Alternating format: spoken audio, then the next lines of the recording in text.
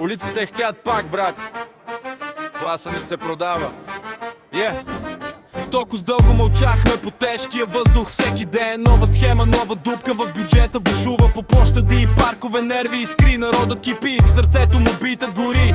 Години наред ни рисуваха като послушни, сяка сме фигури в шах, без право на сънища, но не изригнаха младите, старите, всички, когато чашата преля и улиците станаха стихия. Мъворят за влияние, за сенки по коридорите, за хора, дето уж дърпат конците на историята. В римите обаче всичко е метафора, образа на онзи, дето иска да е над закона, над хората. И казват, че до него друг стои послушно, че всяка заповед лети и пада на бюрото му посърнало. Но ние сме будни, виждаме, чубаме, народа е този, който в крайна сметка думата има. Опитаха се да делят българи, роми, квартали, но на площада ние рамо до рамо застанахме. Не мина номера, разделяй за да владееш, защото силата на хората е повече отколкото се смеят да повярват някои. Казахме стига на страха и на игрите, и знаеш ли, в очите на всеки светеха искрите. Шумът от стъпките ни беше ясен като гръм. Тук командват хората, не някой надменен трон. Българи юнаци, Гласът ни е вълна. българи юнаци, Промяната е една. българи юнаци,